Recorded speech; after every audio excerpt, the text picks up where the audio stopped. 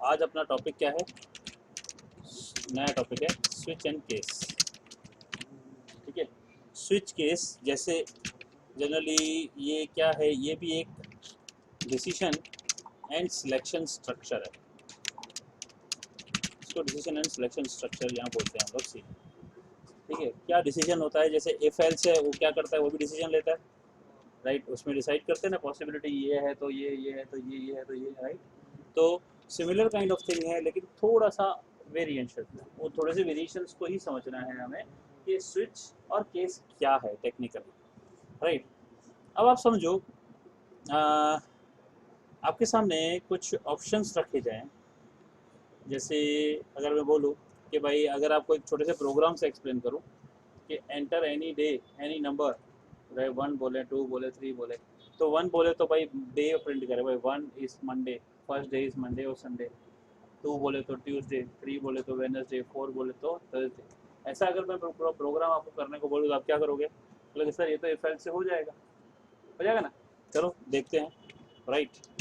Find day name using day number. एक minute में code complete करता हूँ, फिर दिखाता हूँ। चलो देखो, ये प्रोग्राम क्या है, इफ एल्स इफ लैडर का इस्तेमाल करके यहाँ equality of equal operator use किया है, equal to equal to equal to equal to, है ना।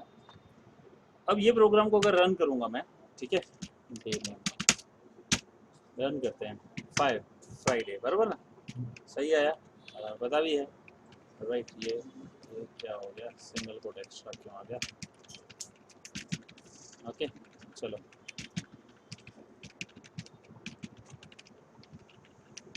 भाई, राइट, रन करते हैं। देखो 6 सैटरडे, अगेन 10 रॉन्ग इनपुट। तो ये तो बहुत सिंपल था। ऐसे ही जनवरी फरवरी मार्च अप्रैल भी कर सकते हैं, राइट। सिंगल सिंगल हो तो, अब सिंगल सिंगल हो तो मैं इफ़ यूज़ करूँ, राइट। तो सिंगल चॉइस, अब इसमें होता क्या है, समझो कंसेप्ट समझना। इफ एल्स में होता क्या है, आपने एन की वैल्यू डाली, अब वो एन यहाँ कंपेयर हो रहा है, क्या ये वैल्यू मैच हो रही है, तो आंसर क्या होगा, यस और यस, तो ये प्रिंट होगा और आगे चेक नहीं होगा। अगर नो, तो यहाँ से इधर आ जाए, क्या ये वैल्यू मैच हो रही है। अब अगर यहाँ मैच हुआ तो फिर ये होगा, राइट, और फिर यहाँ आगे मैच कंपेयर नहीं होगा। लेकिन सोचो ये भी मैच नहीं हुआ, फिर ये कंपेयर करेगा, और अगर ये मैच हो गया तो ठीक, नहीं हुआ तो फिर ये कंपेयर करेगा, और फिर अगर ये मैच हुआ तो ठीक, नहीं तो फिर ये कंपेयर होगा। अगेन सेम चीज़ रिपीट होती रहेगी, रिपीट होती रहेगी। कितनी बार, 7 कंडीशन है यहाँ पे, और कहीं भी कंडीशन मैच नहीं हुई तो लास्ट में क्या बोला है, एल्स, यानी कहीं भी मैच नहीं हुआ तो ये बता देना तुम, समझ गए ना इतना। तो ये कितनी बार प्रोसेस चला, अगर गलत इनपुट है तो 7 टाइम चला, 7 टाइम चला, राइट। देखो अब ये 7 टाइम चला, 8 टाइम पे रॉन्ग हुआ, तो ठीक है, कोई दिक्कत थोड़ी है। लेकिन कंप्यूटर ने 7 बार की तो सही ना प्रैक्टिस, ये मतलब प्रोसेस तो किया ना। अब इसको हम अलग तरीके से करेंगे, इसको हम यूज़ करेंगे यूजिंग स्विच एंड केस, जिसमें होगा वही प्रोग्राम, राइट, प्रोग्राम वही होगा, लेकिन कंप्यूटर का प्रोसेस रिड्यूस होगा। देखो क्या करेंगे, अब हमने एन इनपुट लिया, जैसे यहाँ if n equal to equal 1 लिखते थे, यहाँ एक बनाएंगे स्विच। अब स्विच के यहाँ पे एक ब्रैकेट दिया है, ब्रैकेट में हम एक आइटम पास करते हैं, आइटम कौन सा होगा, ये वेरिएबल होगा एन, जो एन की वैल्यू होगी वो यहाँ जा रही है। अब सपोज ये स्विच में एन की मैं वैल्यू एन लिखूँ, यहाँ सीधा 1 लिख दूँ, इसका मतलब क्या हुआ, वैल्यू 1। लेकिन अगर मैं 1 की जगह पे एन लिखता हूँ तो एन की वैल्यू कुछ भी हो सकती है ना, ठीक है ना। अगर 1 लिख दिया तो क्या हो जाएगा कि हमेशा 1 ही चलेगा, चेक होगा नहीं। तो हमें 1 नहीं देना है, हमें एक वेरिएबल पास करना है ताकि वो कोई भी वैल्यू हो अकॉर्डिंगली उस हिसाब से चले। वेरिएबल यूज इस तरह से इसलिए करते हैं कि क्या वैल्यू है उसकी। तो अब ये वैल्यू कैसे मैच करेगा, यहाँ इसका सपोर्टिंग है केस, स्विच, और केस बिना स्विच के यूज नहीं कर सकते। केस के आगे कांस्टेंट लिखते हैं, लिख दिया 1, यानी अगर यहाँ n की वैल्यू 1 है तो ये केस चलेगा, ये वाला केस रन होगा। केस के आगे कांस्टेंट वैल्यू दिया 1, 1 के आगे दे दिया कॉलन, कॉलन, ये सिंटैक्स से याद रखना। फिर क्या प्रिंट करना है मुझे, ये प्रिंट करना है भाई इट्स अ मंडे। आप चाहो तो नीचे लाइन में लिख दो इट्स अ मंडे, और फिर यहाँ लिखो ब्रेक, राइट। क्या लिखेंगे, ब्रेक। इसका मतलब क्या है, अगर यहाँ वैल्यू 1 है तो ये केस 1 में सीधा इधर आएगा, ये प्रिंट करेगा, ब्रेक का मतलब यहाँ से बाहर ले जाएगा। लेकिन यहाँ खाली 1 ही हो सकता है क्या? क्या क्या हो सकता है? कुछ भी हो सकता है, राइट, कुछ भी हो सकता है। तो हम एक और केस बनाएंगे, कॉपी करेंगे, केस और बनाया, क्या केस 2, 2 तो क्या ट्यूसडे। अब ये देखो, वो जो हमने इफ एल्स में लिखा वही चीज़ें हम यहाँ लिख रहे हैं, देखो वेंसडे, और 4 हुआ तो क्या, राइट, थर्सडे, 5 हुआ तो क्या, फ्राइडे, और 6 हुआ तो क्या, सैटरडे, एंड 7 हुआ तो संडे। अब इनमें से कोई मैच ही नहीं हुआ, 1 2 3 4 5 6, जैसे यहाँ था अदर देन 7, तो यहाँ एल्स लिखते थे ना, तो यहाँ पे क्या है, other than these cases, what if any other case, we will write here default. देखो ये सब डिफॉल्ट का मतलब क्या, फिर क्या हुआ, क्या होगा, इट्स रॉन्ग इनपुट। अब देखो प्रोग्राम मैंने पूरा बदल दिया, इफ एल्स की जगह स्विच केस कर दिया, राइट, कमेंट डाल दिया, इसको रन करते हैं, देखो फर्क आ रहा है क्या कुछ, 5 it's Friday, 10 wrong input, right, 9 wrong input, 1 Monday. तो अब इसका फिर क्या फ़ायदा, जब हमारे पास ऑलरेडी इफ एल्स इफ है तो हम स्विच केस क्यों ले रहे हैं, क्यों कर रहे हैं, क्यों कर रहे हैं, ध्यान से समझना, तो क्यों कर रहे हैं ये देखो। अब जैसे यहाँ पे वैल्यू दे रहा हूँ 1 2 3, तो अगर मैंने यहाँ 5 लिखा, स्विच 5, इसका मतलब क्या हुआ, सीधा फिफ्थ पे जाएगा। अगर मैं यहाँ इवन 7 10 या कुछ भी लिखूंगा तो भी बोलेगा इट्स अ फ्राइडे, ठीक है ना, क्यों, क्योंकि ये अभी रिलेटेड नहीं हुआ है ना, ये एन वैल्यू लिंक ही नहीं हुई, यहाँ एन करता हूँ तो एन की वैल्यू लिंक हो रही है ना। तो इसका मतलब क्या होता है, देखो यहाँ से वैल्यू आई, यहाँ वैल्यू 1 आएगी।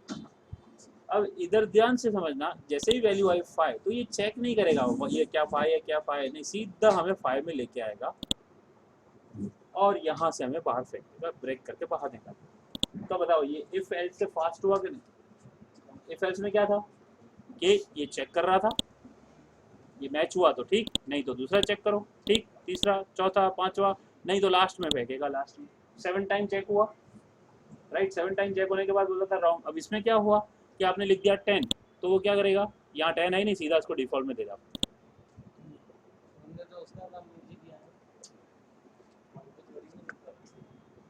अब समझो, राइट, यहाँ पे एक कुछ रूल्स है, कुछ नियम समझने हैं, जो इफ एल्स अपनी जगह पे बढ़िया है और ये अपनी। अब यहाँ पे एक रूल है कि ये जो आइटम में वैल्यू पास करते हैं, ये it has to be only integer या कैरेक्टर। अगर मैंने यहाँ फ्लोट वैल्यू पास कर दी, ठीक है, तो ये एरर देगा। देखो switch quantity not an integer, तो ये स्विच की जो क्वांटिटी है वो इंटीजर या कैरेक्टर ही होनी चाहिए, फ्लोट को सपोर्ट नहीं करता है वो, ठीक है।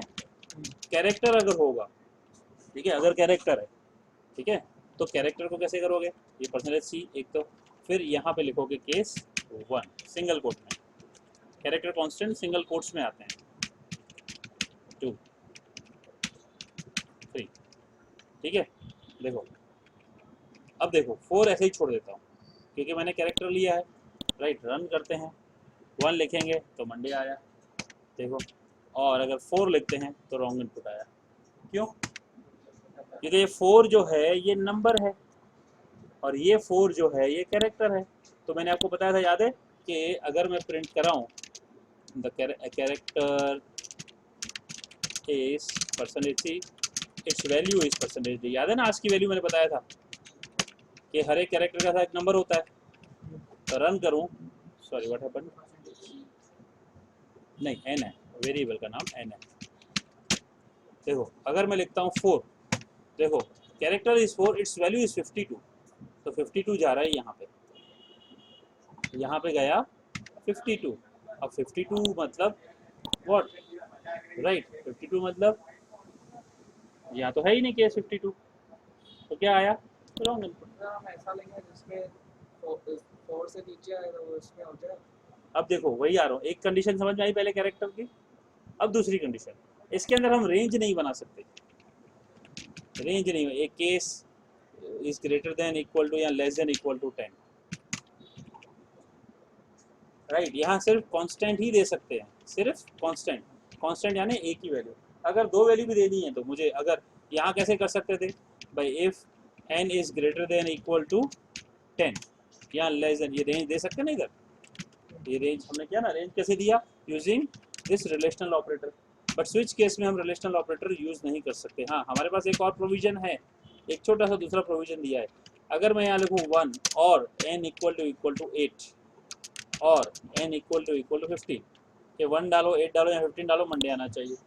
तो और ऑपरेटर से हम इक्वलिटी ऑपरेटर यूज कर रहे हैं ना, तो यहाँ पे कर सकते हैं। केस 1 है तो ये, और आगे देखे केस 8 है, केस 15 है, तो आपका मंडे प्रिंट होगा, ऐसे दे सकते हो। मैं वापस इसको इंटीजर कर देता हूँ, ठीक है, समझ में आया। और का मतलब आपको सीधा सीधा केस ऐसे लिखना पड़ेगा, आप मल्टीपल केसेस डिफाइन कर लो, 15 और 7 22। अब मैं 1 लिखूँ, 8 लिखूँ, 15 लिखूँ, राइट, सॉरी 8 लिखूँ तो भी मंडे, 15 लिखूँ तो भी मंडे, लेकिन 16 लिखूँगा तो रॉन्ग इनपुट, क्योंकि मैंने ये केसेस को डिफाइन किया, राइट। अब देखो, व्हाट इफ मैं अगर यहाँ से ब्रेक हटा दूँ, ब्रेक का रोल क्या है, ध्यान से देखो, मैंने 6 7 8 से ब्रेक हटा दिया। अगर मैंने यहाँ अभी 8 डालता हूँ तो मंडे आएगा, 9 डालूंगा तो रॉन्ग इनपुट आएगा, देखो, ठीक है।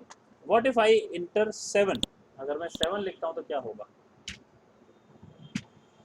जैसे 7 लिखूंगा, ध्यान से देखना क्या होता है, ये आएगा it's a Sunday, it's a wrong input.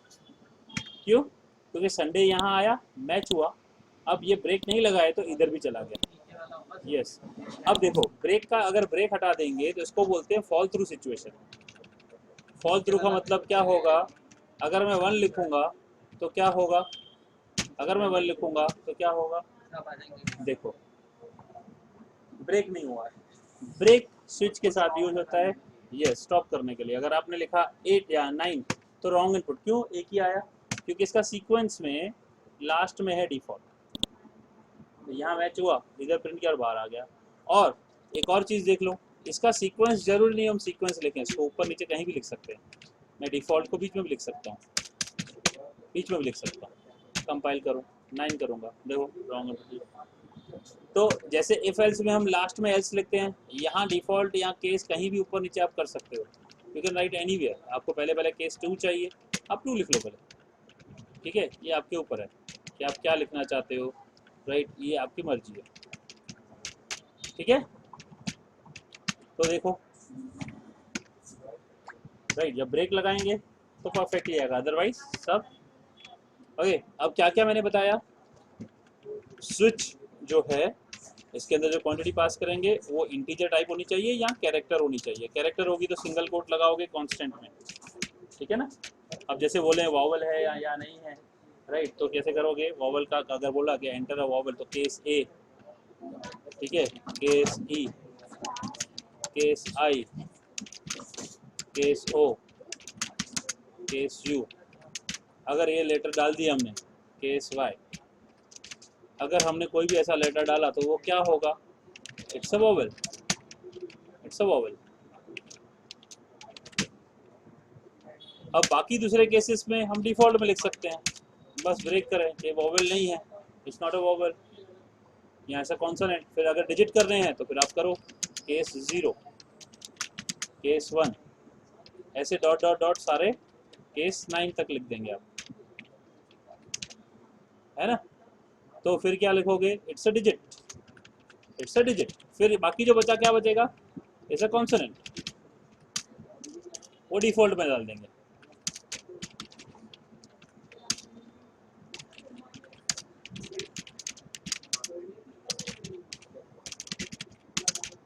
ठीक है, ऐसे।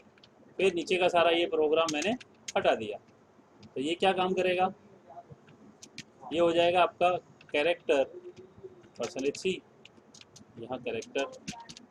अब एंटर एनी कैरेक्टर, ये प्रोग्राम में कुछ भी लिखा है उसको भूल जाओ, राइट। ये क्या गड़बड़ी हो गई, अच्छा डॉट डॉट लगा दिया मैंने, इधर एक्सप्लेन किया ना खाली, केस 2, ठीक है। चलो ऐसे 0 1 2 9 खाली देंगे। अब देखें हमने लिखा 1 तो it's a digit, right. Run करते हैं ए तो इट्स अ वॉवल, लिखते हैं ओ, इट्स अ वॉवल, लिखते हैं पी, इससे कौन सा है भाई? 2 डिजिट एक साइड में 2 कैरेक्टर हो ही नहीं सकते। एक कैरेक्टर का मतलब एक कैरेक्टर, ये 2 कैरेक्टर हो गया, 2 डिजिट नहीं है। ये कैरेक्टर के इनपुट में आ रहा है, तो इट्स नॉट अ डिजिट या नंबर, इट्स अ कैरेक्टर। तो स्विच केस मैंने आपको काफ़ी तरह से अच्छी तरह से समझाने की कोशिश की है। आई होप आपको समझ। सवाल है तो पूछ लो, अभी बोलो कोई सवाल है? पक्का ना? तो ये जब भी डाउट लगे इस वीडियो को देखते रहना, आपको अपने आप करते रहना अपडेट। और फिर मैं आपको दे रहा हूँ कुछ प्रोग्राम्स, जो प्रोग्राम्स करने हैं आपको अभी, ठीक है?